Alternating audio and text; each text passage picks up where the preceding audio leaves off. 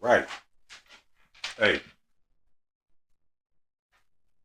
I want to introduce y'all to somebody special to me, one of my good friends. And keep in mind, let me see. It was around August 1st, 97, when I first encountered this guy. Yeah, but went all the way back there. But he the first one that kind of believed in me as far as like my dream for music and stuff. Took me under his wing, kept me sharp, kept me prepared, bought me clothes, all type of stuff, man. But so without further ado, I want to introduce y'all to one of my favorite people, one of my best friends. How y'all doing? We call him Booda Bear. What's happening, everybody? Big G, the Booda Bear, entertainer extraordinaire. How y'all doing? I'm over here chilling with my boy Kato. You know what I'm saying? Him and his brother was two of the coldest young lyricists coming out of Dallas, Texas, I ever heard.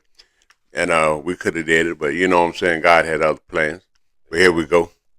We finna do a little something today for y'all. look out. That wasn't part of the process. What? Everybody, we might do something for you, give you something to listen to. But anyway, before we even get started with that, before we entertain that, Big G. Yeah. Again, like I told him, August, give a little, take a little, 97. Mm-hmm. In about 2 years, it'll be 30 years since we've been friends and Yeah, brothers. it's So, been a long time, man. no, seriously, man. So I know. I guess what I'm getting is like, how important is like friendship, longevity, stuff like that to you. Well, even me, like to the culture. Well, not just the culture, but as black men, it's very important that we find a way to come together, stay together. And friendship to me is essential to the soul. Without it, it'll be a lot of things that we cannot accomplish not liking each other. You know what I'm saying? So the more us as black men can stay together, the more unity and more we can do to change things that's going on in our lives. You know what I'm saying? When concerning the black man, because we are the most feared, but also the most hated man on the planet for some reason. Why, I don't know, but that's the way things are. But God's gonna change it. Kind of getting off subject, and I'm gonna respond to your last thing you said. Mm-hmm. Why, I don't know. I know, but a Mm-hmm. lot of preachers, pastors, bishops, whatever, they're not gonna tell you we the chosen ones. Right. That's why we the most hated. I mean, See, I'm agreeable with that. This for another topic, because this ain't what we came on here for, but Mm-hmm. they resent everything that resembles the risen Savior Jesus Christ. Oh yeah. If you go to Revelation, it's gonna tell you his skin was bronze. Oh yeah. Type stuff. Hair Agreeable. was woolly. Agreeable. I'd encourage you. Listen to folks like Nina Simone. She got a song called "For Women." Mm-hmm. My skin is black. Yeah. My skin is. Yeah, I love that song. That's who Jay-Z sampled the song for. Mm-hmm. So, back to like the friendship stuff you're talking about. So, do you think? And I really do, man. Not hating on nobody that's out today, yesterday, or it's gonna come out. I think we was. Really, Dallas finest Texas best. I know. I agree. I really do. We didn't have a push that came with it. We Right. maybe didn't have the knowledge. So I guess my question. And the money back up. Yeah, exactly. It's a money thing. So, and it wasn't as easy as it is now. Yeah. Where you can get on here and you can upload something. So, exactly. one of my questions is, do you think like we dodged the bullet? And what I mean by that, as far as look at all the good groups. Yeah. When I grew up, Ghetto Boys. Mm-hmm. NWA, for instance, or whatever. Yeah. It's like every time, see the same stuff that made these folks want y'all. When you got famous, it broke y'all up. So a lot of them not friends no more. So do you think that that's one of our benefits of not making it here because we didn't let money divide us or didn't let whatever? Because a lot of times that's what happens. Right. They always pick the best person out the clique. Mm-hmm. Make you to go solo. Yeah. So then other 3 folk in the clique jealous or feel like whatever. Right. So, right. what's your intake on that, man? I think God does things in a divine way to where, like you just said, anything could have happened in the process due to the fact of how groups turn out. You know what I'm saying, and the jealousy that enhances in the one that's not more successful than the other one. So dodging the bullet, I would say yes, but I would say it was divine that God sent us a different way because He already knew everything that you just said would have happened. You know what I'm saying? Not only that, but self discipline and self control could have went any kind of way within any one of us and caused us to crash out in a different kind of way. You know what I'm saying? And I don't even have to be specific, but you know what I'm saying? Exactly. I know for a fact that I'd have been wilding out, but who knows? God's plan was designed to where we did exactly what we supposed to have did, in my opinion. Personally, see, like we done had these conversations before. I just want the folks to know it. I mess around would have been a drunk.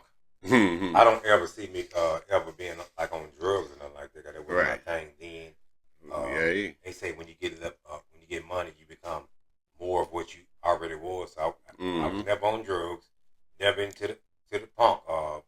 And I'm not knocking nobody. Forgive my French. None of that. Matter of fact, I'm gonna tell you something that inspired me back in the Gap. I'm gonna bring your memory back. We was over there. I used to call it Room 112. We was in Spring Hollow, right? Right. I was hustling, and we was trying to make a way. Mm-hmm. But one particular song that I heard, you remember your boy E-Rock? Yeah. Shout out E-Rock. Shout out Big Dave. You know, I remember all the Gin Casino. You know one who. particular lyric kind of mentally grew me up. E-Rock said, "I ain't scared to keep it real. Some of y'all sucking dick for deals." Mm-hmm. So I knew then. Well, not at that necessarily the very moment, but it was like, yeah, it's all coming to the light. You know what I'm saying? Now I know. Yeah. In hindsight of like P Diddy or whoever. Oh yeah. That's coming out. You know, all this. Nah. God know we wouldn't see. Don't get me wrong. Now we real enough to. I might would have been. Oh Lord. I might honestly, as much as I drank and chased women, I might have been in the same situation that Mystical is. Getting accused or whatever for rape, sexual assault, whatever it may be. I'm keeping it real. Because I say this all the time and I tell my wife this all the time. Money have a way of blinding you. Oh yeah. From what's real.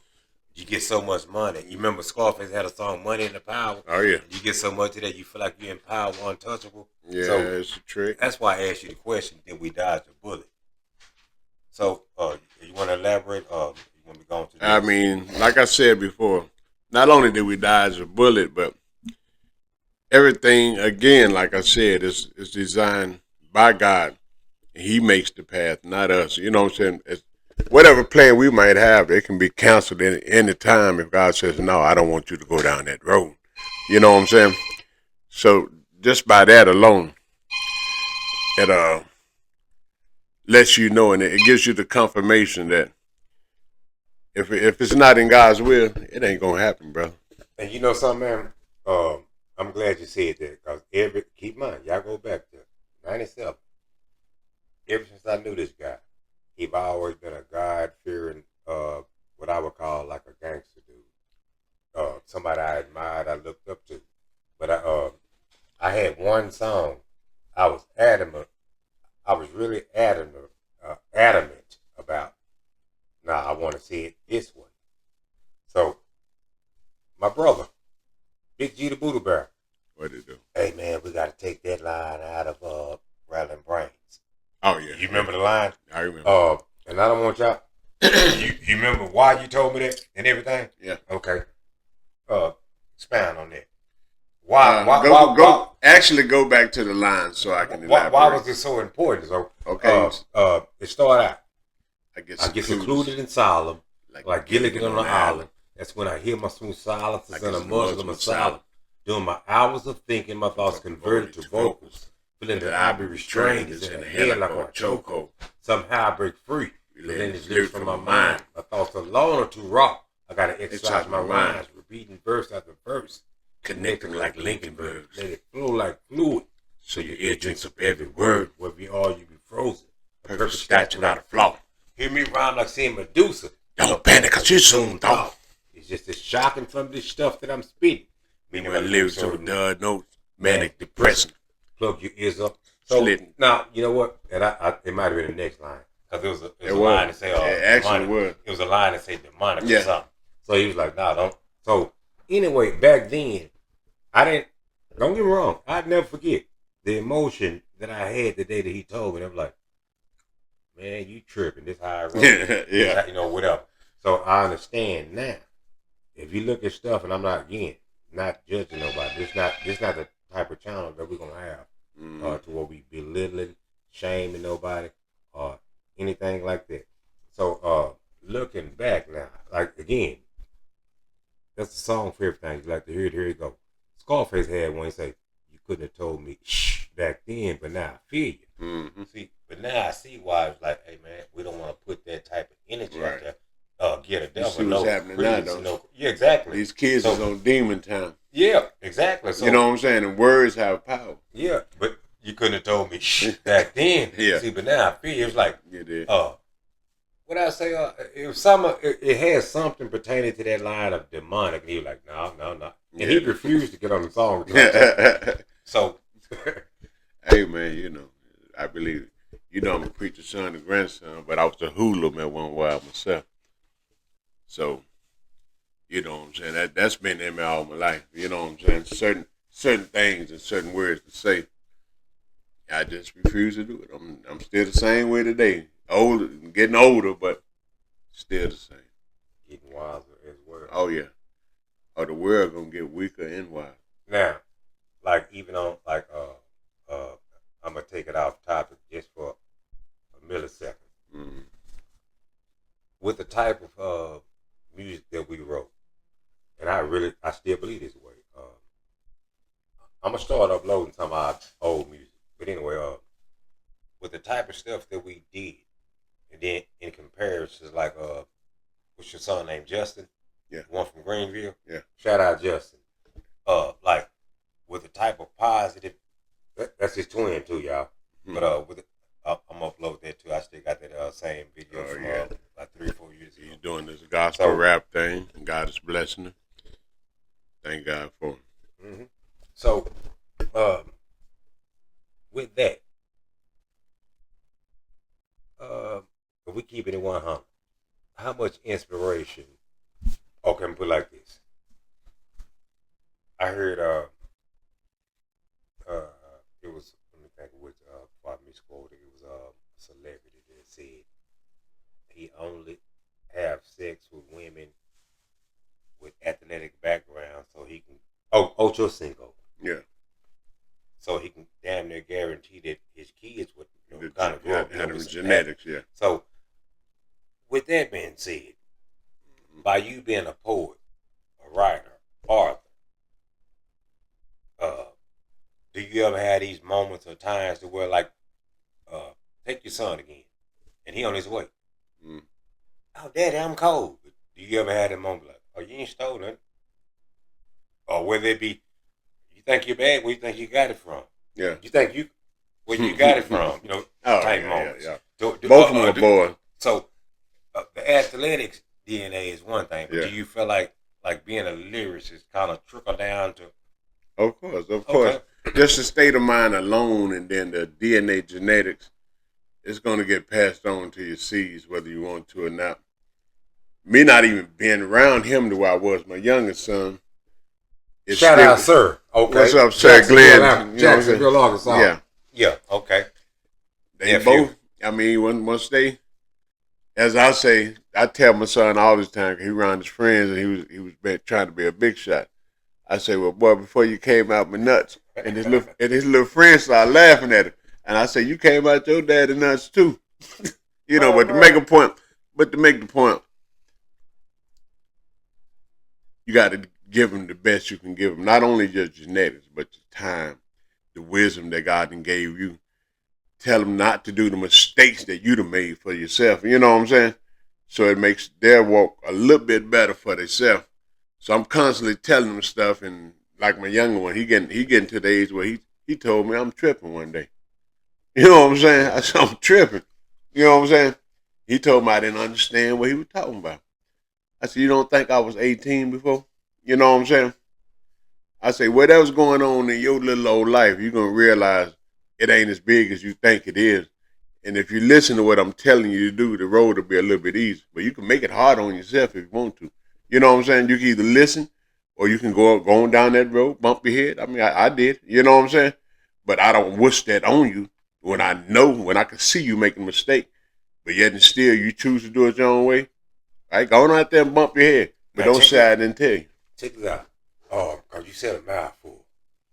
Well, I got mamas, daddies, with husbands, now, nephews still, brothers, whatever. So keep in mind. I know I did personally, but how many times can you recall just back in the gap telling your mama something similar? Oh, mama, they don't act like that no more. But then, for instance, I had a friend. I ain't gonna call his name out. That boy don't mean you no good. And then, as a grown man, now you realize that mama knew best. Father knew best. So I guess what I'm getting is like, that's part of the cycle. Of the course. Evolution of life. Of course. I gotta try it for myself. Don't go over there. That's the place you wanna go. So, in light of what you said, it's like, how do we, like right today? Okay, maybe it's not your son or my son or your grandson or my grandson or your nephew, my nephew. But how today do we get the ones that's coming up now to like, you know what? See, same stuff I said a minute ago. You couldn't have told me shh back then, but now I feel you. How do I? Before, like, you'd been in prison before, right? Yeah. Okay. What would be your message to somebody who ain't never been behind them walls? They're like, hey, bro, this really ain't what you want. Now, whether it be with the drill rap that we got today, murder, kill, or whether it's, we're just like, hey, man, it's in your best interest to give your life to the Lord, because if not, there's two things waiting on you, jail or hell. So what would be your, like, the message to these, even if your son didn't listen, what would you get a next son? Well, what I give them is the truth. I don't sugarcoat nothing when it comes to passing information on, because the same way my mama gave it to me, somewhat my dad, but mostly my mom, it's not lie to them, but not only that, but take the wisdom that you got and tell them, say, hey, like we were just talking about, you're gonna face this where you're not a child anymore. I can't hold your hand no more. You know what I'm saying?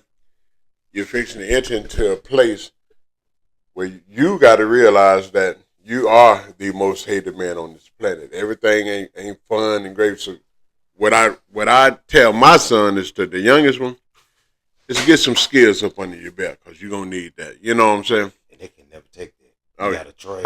Be, mechanics. Plumbing. I'm constantly I'm pressing to the point where he know he got to do something. You know what I'm saying? These little $50, $100, I'm sending you. That ain't gonna be nothing to you until you get it for yourself. But I want you to not only get it, but I want you to get it in the abundance way better than I ever did. I'm still struggling to today, but at the same time, I'm one of them old school ones that I don't know how to lay it down. You know what I'm saying? I ain't gonna lay it down. You know what I'm saying? I done had 2 strokes, but I refuse to lay it down. And my goal is, before I leave this earth, is to leave a legacy of something that is worth leaving for my kids and for whoever, that I've been around, that I may have influenced. And until the day I die, hey, I'm gonna get it. I'm gonna hit it how I live, but I'm a true believer in God, and I believe that God has chosen me to do something. So until I leave this earth, I'm chasing my purpose. And you know what? having said that, man, I believe God gonna bless you just like how He did Abraham. The way He said, "I'm gonna make your name great." Right. Now, as long as we're trying to do it, you never get. He said, "I'll make your name great." There you go. It might be a living, lasting legacy. Tupac said in a rhyme one time. He said, "When I die, I want to be a living legend." God will give you a glimpse of what He gonna give you before you die. Mm-hmm. You just staying right standing with Him. Oh yeah. But we're going on a commercial break, man, and we'll be right back with y'all, man, to say Buddha Bear. What's Tell that? whispers. All You know right. what I'm saying, man? Oh man.